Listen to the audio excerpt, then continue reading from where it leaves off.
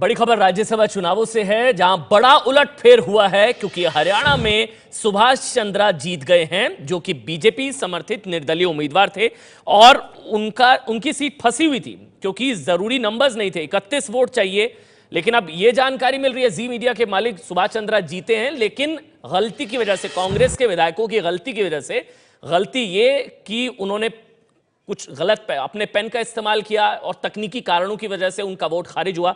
हमारे साथ जगविंदर पटियाल इस वक्त जुड़ चुके हैं, उनसे बात करते हैं। जगविंदर, ये जो तकनीकी कारण है, इसकी वजह से नुकसान कांग्रेस को हुआ और फायदा सुभाष चंद्रा को? जी हाँ, देखिए, एक तकनीकी कारण और समझ आया है। अभी चुनाव अधिकारियों ने जो बताया है, उन्होंने कहा है कि जो कुल आंकड़ा था वोट का, उसमें चौधरी वीरेंद्र सिंह जो कैबिनेट मंत्री हैं उनको 40 वोट पड़े, जबकि सुभाष चंद्रा को 15 वोट पड़े और आर.के. आनंद को 21 वोट पड़े। लेकिन जो चौधरी वीरेंद्र सिंह को वोट डले हैं, उन वोट में सेकंड प्रेफरेंस के तौर पर सुभाष चंद्रा का नाम लिखा हुआ था। ये एक टेक्निकल मामला आ गया, अब तकनीकी मामला आ गया है, क्योंकि 31 वोट चाहिए थे एक आदमी को राज्यसभा जाने के लिए। तो चौधरी वीरेंद्र सिंह को 31 वोट मिल गए, बाकी बचे 9 वोट। और 9 वोट को अगर हम देखें कि अगर उनको सेकंड प्रेफरेंस के हिसाब से सुभाष चंद्रा को वेटेज दी जाती है, तो उनका 15 वाला आंकड़ा पहुंच जाता है जाकर 24 पर। ठीक है, तो उस हिसाब से अगर उनको 24 हो जाते हैं तो आर.के. आनंद के 21 रह जाते हैं, जबकि कांग्रेस के 14 जो वोट हैं वो खारिज हो गए अलग अलग कारणों से। सुरजेवाला जैसे लोगों ने जो है किरण चौधरी को वोट दिखा दिया, इसलिए कहा जा रहा है कि उनका वोट खारिज कर दिया गया है, क्योंकि वो दिखाकर वोट नहीं डाल सकते थे कि किसको वोट डाल रहे हैं।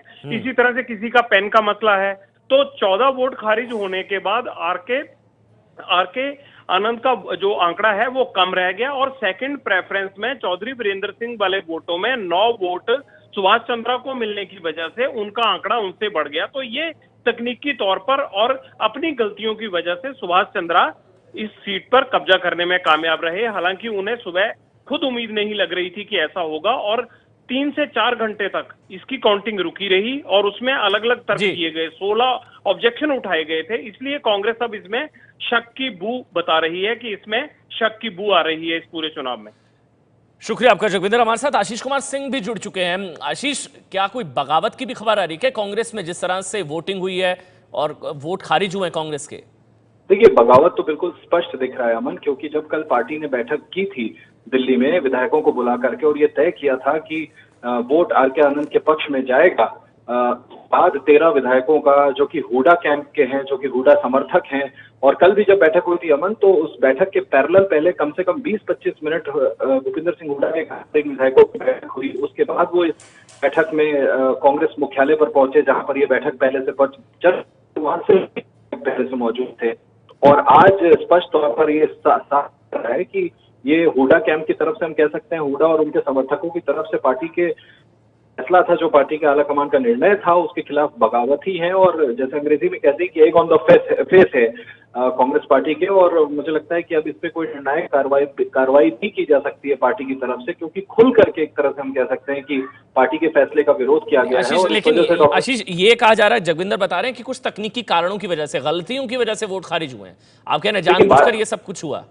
संभव है, मैं ये नहीं कह रहा हूं कि जानबूझ के किया गया, लेकिन जब ऐसा हुआ है और डॉक्टर सुभाष चंद्रा की जीत को डिक्लेयर कर दिया गया है, 13 से 13 विधायक टेक्निकल गलतियां कर गए और टेक्निकल गलतियों का हवाला दे रहे हैं। देखिए, इसकी पृष्ठभूमि अमन, जैसा मैंने आपको बताया कि भूपिंदर सिंह हुडा की तरफ से ये खबर पहले से आ रही थी कि वो कतई नहीं चाहते कि आर.के. आनंद का समर्थन किया जाए, वो इस पक्ष में कतई नहीं थे। और उसके बाद इस तरह का नतीजा आना और हम उसमें कोई लॉजिकल रीजन ढूंढें, ये थोड़ा सा फार फेच लगता है मुझे लगता है कहीं ना कहीं जान समझ के ऐसा किया गया और इस पर पार्टी को कोई ना कोई कार्रवाई करनी पड़ेगी। बहुत बहुत शुक्रिया आशीष कुमार सिंह, जो समझा रहे हैं कि हुड्डा कैंप को और तमाम विधायकों को एकजुट करने की तमाम कोशिशें की जा रही थी। दिल्ली में बैठकें भी हुई थी, लेकिन आर.के. आनंद के समर्थन को लेकर कांग्रेस एकजुट नहीं थी, जिसका यह नतीजा हो सकता है, यह आशीष कुमार सिंह बता रहे हैं। और उनका यह भी कहना है कि हो सकता है, क्योंकि एक साथ 14 वोट जो हैं वो खारिज हो रहे हैं और तमाम जो विधायक हैं वो गलती करें। और सुभाष चंद्रा कौन है? देखिए, सुभाष चंद्रा जी मीडिया के चेयरमैन हैं, जिनको आप तस्वीरों में देख रहे हैं, कई चैनल्स के मालिक हैं सुभाष चंद्रा, जो अब राज्यसभा सांसद होंगे क्योंकि राज्यसभा के लिए इनका चुनाव हुआ है, ये जीत गए हैं राज्यसभा का चुनाव।